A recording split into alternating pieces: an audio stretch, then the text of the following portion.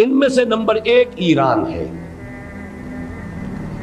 اگر ہم چلتے ہیں عرب سے مشرق کی طرف تو ایران ایک اعتبار سے یہ بازی لے گیا ہے پورے عالم اسلام پر.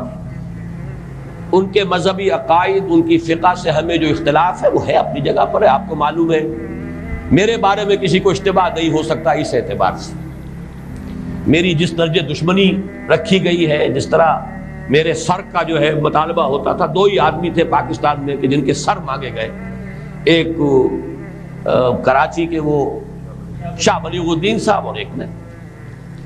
تو اس حوالے سے وہ اپنی جگہ پر اختلاف ہے، لیکن اس حقیقت کا اعتراف کیے بغیر نہیں رہا جا سکتا پورے عالم اسلام میں یہ واحد مسلمان ملک ہے جس نے بہرحال اپنی شریعت، اپنے عقائد کے مطابق ایک مذہبی انقلاب برپا کیا.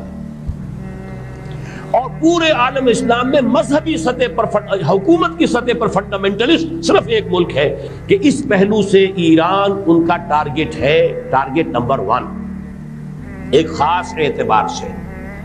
ٹارگٹ نمبر 1 ایک دوسرے اعتبار سے ہم ہیں، وہ میں بعد میں عرض کروں گا. چونکہ حکومت کی سطح پر فنڈامنٹلزم ہے اور وہ آیا ہے ایک عوامی انقلاب کے نتیجے میں، پھر ان کے پاس تیل کی دولت ہے، اس کے خلاف اکنامک سینکشنز بھی ہو جائیں تو اگر لیبیا کھڑا ہو سکتا ہے تو بہرحال وہ بھی کھڑا ہو سکتا ہے.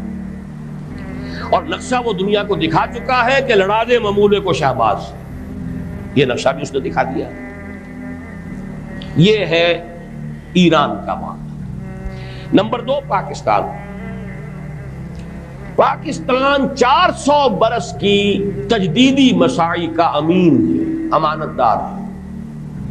پورے ہندوستان میں مجدد الفسانی رحمت اللہ علیہ، شاہ ولی اللہ دہلوی رحمت اللہ علیہ، سید احمد بریلوی رحمت اللہ علیہ اور ان کا جہاد، پھر اس 20ویں صدی عیسوی میں یا 14ویں صدی ہجری میں علامہ اقبال جیسا مفکر، مولانا مودودی جیسا مصنف، مولانا الیاس جیسا مبلغ، شیخ الہند جیسا مجاہد حریت، پورے عالم اسلام میں ان کا پیرلل کوئی موجود نہیں.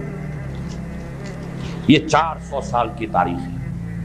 اس کی امانت اور اس کے نتیجے میں یہاں کے مڈل کلاس میں فنڈامنٹلزم کا ایک نیوکلیس ہے، اگرچہ حکومت کی سطح پر کوئی پیش رفت نہیں ہو سکی آج تک، بلکہ اب تو پسپائی ہو رہی ہے، اب پیچھے ہٹ رہے ہیں.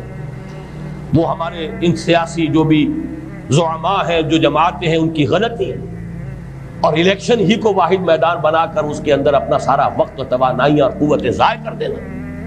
یہ ہے در حقیقت جس کا کہ یہ صدا مل رہی ہے کہ اس اعتبار سے تو پسپائی کی طرف ہے معاملہ، کسی پیش رفت کی طرف نہیں ہے.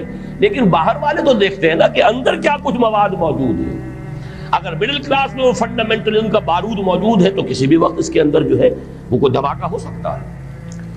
دوسری بات جو ان کے لیے ایک اعتبار سے ٹارگٹ نمبر 1 ہمیں بنا رہی ہے وہ ہمارا ایٹمک نو ہاؤ ہے. پورے عالم اسلام میں اور کسی کے پاس نہیں. اسلامی بم اگر بنے گا تو یہی بنے گا.